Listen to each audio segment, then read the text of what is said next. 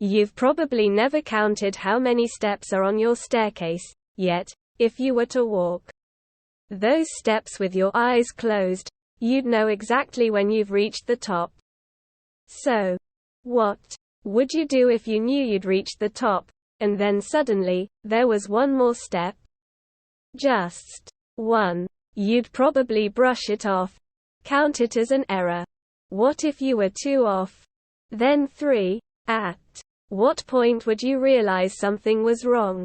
Which step? My grandmother was a first-generation Chinese immigrant to the United States. Grandma always said I looked like my mom when she was my age, no matter what age I was. I always looked like Mom apparently. Grandma died last year. She did well enough for herself, but my mom did even better, especially as a single parent raising my brother and me. She bought this house, a 1-story space with a basement, perfect for the 4 of us. Grandma always watched us while my mom was at work. Grandma almost exclusively spoke Chinese. I was a bit of a brat.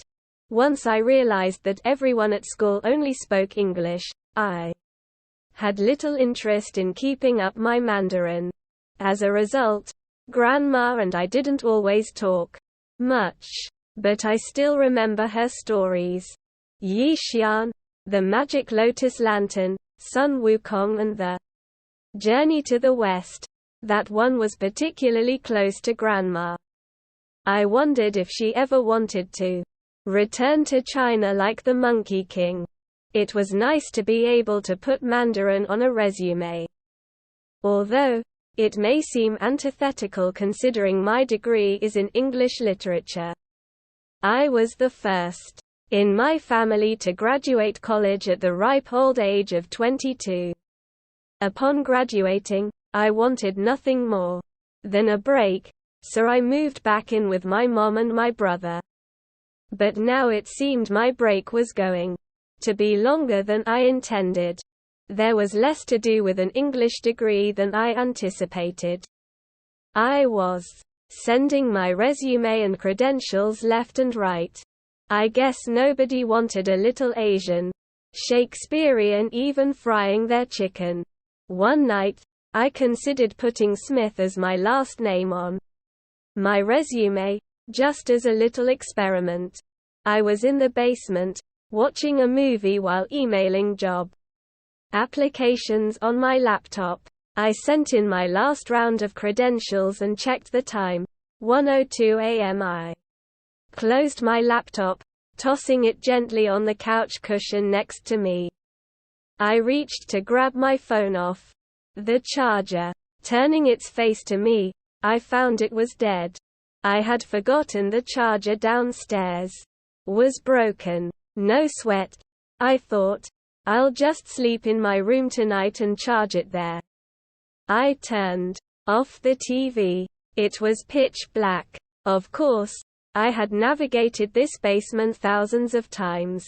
Like clockwork, I made my way around the couch, down the short hall, up the 4 stairs to the landing. Then turned left to go up the stairs past the landing. It was claustrophobic on the stairs. A wall to the left and right, and a short ceiling above. The distance between the walls was only 2/3 of my wingspan. There was one wooden handrail on the right side. I placed my right hand along the smooth wood and my left hand in my pocket with my phone that bounced with each step. As my hand glided against the rail, I angled it just the right way so that it would slide smoothly off the end of the railing. But to my surprise, the railing didn't end. This gave me pause. I stopped and looked over at the rail. It was too dark to see anything. Standing in place, I kept sliding my hand up, but the end wasn't within my reach. I swear I was sober. I wasn't on anything. I hadn't even ingested anything since dinner. So, I figured I was just more tired than I realized. I kept walking up the stairs. After maybe 5 steps, I had to pause again, scanning the rail with my palm, but still no end. I started to go up the stairs at a faster pace. I heard my heels hit the wood under the carpet. I must have climbed the length of at least 2 of my staircases before I stopped again, catching my breath. Kneeling down on the step ahead, I waved my hands wildly in front of me, searching for the door at the top of the staircase, or the little strip of hardwood floor that slid under that door past the top step. As I looked up, I couldn't even see the outline of light that would have come from upstairs. Where was the moonlight? I pulled out my phone from my pocket. I tried to turn it on. I knew it was dead, but I also knew that the low battery icon would flash if I hit the power button. Once it flashed, I waved the light in front of me, but it barely shined on 3 inches of space ahead. It was no use. I shoved it back into my pocket. I must have been hallucinating. Turning around, I started heading back downstairs, my left hand on the rail, 1 foot after the other, calmly bouncing downstairs. I knew I'd arrive at the landing eventually. At some point, I realized I must have descended more stairs than I had escalated. I paused and my breathing started to slowly spiral. I tried to get a grip on myself.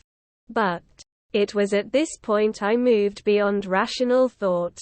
I clutched the handrail, worried it would disappear if I let go. At the same time, I wondered, maybe if I let go of the handrail, then I'd find the end of the stairs.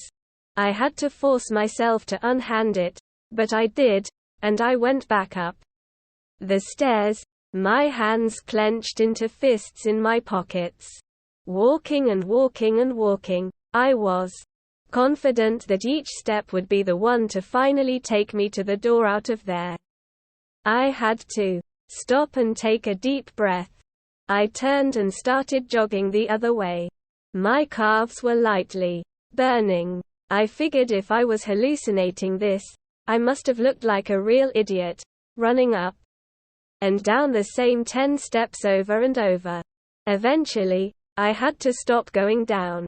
It felt like I was hyperventilating. My knuckles must have been white in my pockets.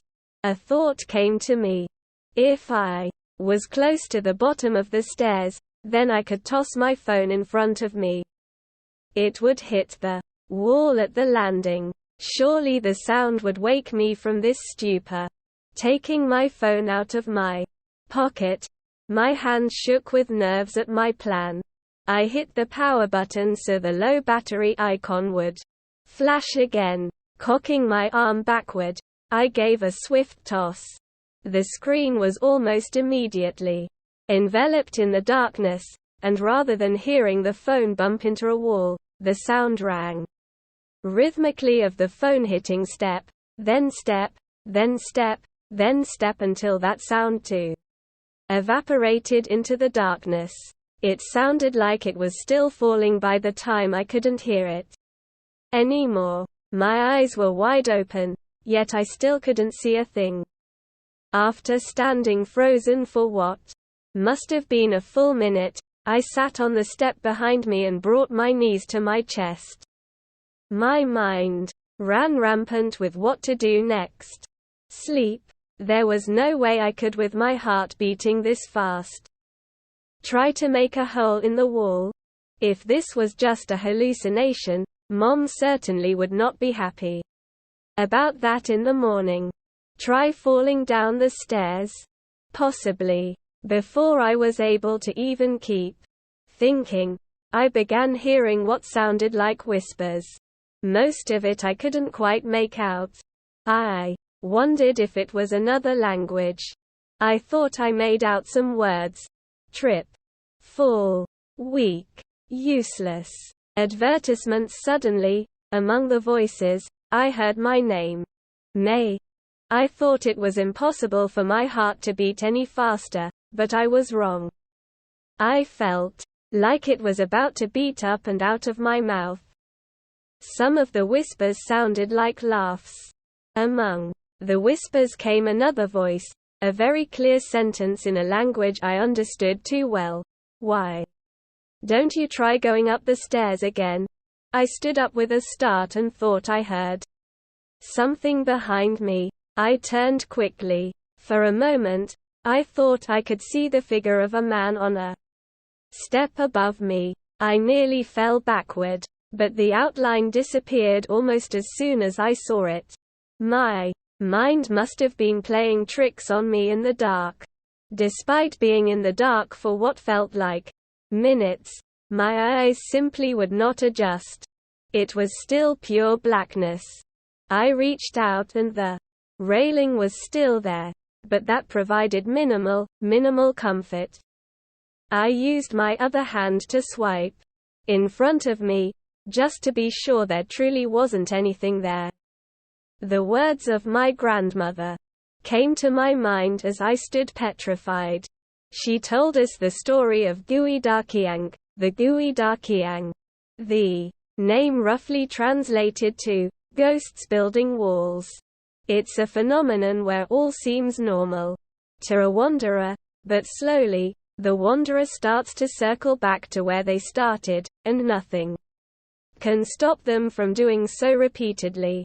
It's as if a ghost is building walls to keep the wanderer in a single space. Shop now. As a kid, I always wondered, why would the Geodaqiang do something like that to a poor wanderer? As I got older, the answer became clearer and clearer to me. When given the power, resources, and opportunity to torture someone, any creature will. I tried to remember everything Grandma had ever said about the Geodaqiang. Don't look over your shoulder. It was too late for that. I had turned around multiple times at this point. Look between your legs. The space is a window into the demon's world. I honestly considered this, but I was far too afraid of what I might see if I went through with it. What happened if I never got off these stairs? Would my mom and brother find my corpse here on these steps?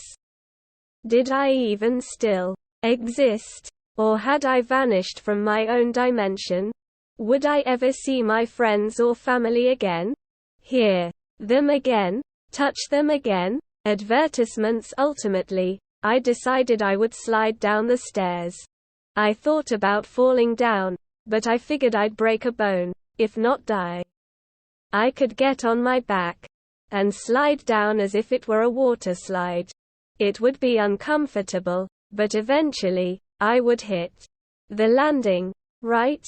I assumed the position, crossing my arms as I lay down on the steps. I took a deep breath, ready to send myself down. But just as I was about to shove off, I heard something lurching. It hit the left wall, then the right. Soon, I could hear it breathing. It was heavy breathing. Whatever it was much bigger than me. A bear? No. It must have been bigger. I could hear it coming up the steps. It was definitely walking on two legs, despite how heavy it sounded. As it took its steps, I heard something else, clanking, the clanking of metal, like armor or chains. I slowly sat up as the footsteps continued. At a rhythmic pace, the footsteps started getting faster. I slowly and clumsily scrambled to my feet, and I started sprinting up the stairs. I was running and running and running. I could feel my hair blowing behind me. The steps behind me kept getting faster in their own time. I didn't know how long I was running, but I was sweating and wheezing, and my muscles were on fire. Eventually, I started scrambling on all fours up the stairs like some kind of ape. I collapsed on the steps. I clutched the carpeted stairs. between my fingers as I sobbed, not ready to face the hands and teeth of whatever was pursuing me. In an instant, past the sobs, I heard the words in a whisper, "Inside Out." And I remembered my grandmother's words. When trapped by a gui da kiang, you turn your clothes inside out. As the breathing down the steps grew even heavier, I frantically dragged my shirt off my body, turned it inside out, and pulled it back on. I closed my eyes tightly. The footsteps sounded like cannon fire before stopping right next to me, and the creature's breath glossed over my cheek. Through my eyelids, black turned to red. Advertisements. The breathing on my face disappeared. My own breathing was normal again. The cheeks that were a moment ago tear-stained were now dry. My muscles felt relaxed. There was no trace of sweat on my forehead. I opened my eyes. Slowly, I saw the banister on the wall across from the one I leaned against. I looked up and to my left. There my brother stood at the open door atop the stairs, hand on the light switch, groggily asking, "Are you okay?" I foolishly looked back down where I saw my phone laying in the center of the landing. But I didn't go back for it. I ran up just 5 steps and hugged my little brother around his neck. He was surprised. "What time is it?" I begged to know. He showed me his watch, which read 1:03 a.m. just 1 minute after I'd left the couch. I scurried to my room. Though I was unsettled, I felt exhausted, and I managed to get to sleep quickly. The next morning, I turned on all the lights in the house and grabbed a little flashlight out of the hallway closet. Just to be safe, I ran downstairs, snatched my phone and laptop, then ran back up. I didn't hang out in the basement so much after that. I sat at the kitchen table waiting for my bread in the toaster. I opened my laptop. There was a new email from an employer. Before I got the chance to open it, my brother came in and sat across from me, preparing some cereal. I suddenly became curious, and asked him, "Why did you come to the basement door last night?" Anyway, something woke me up. For a few minutes, I heard really loud stomping coming from the stairs.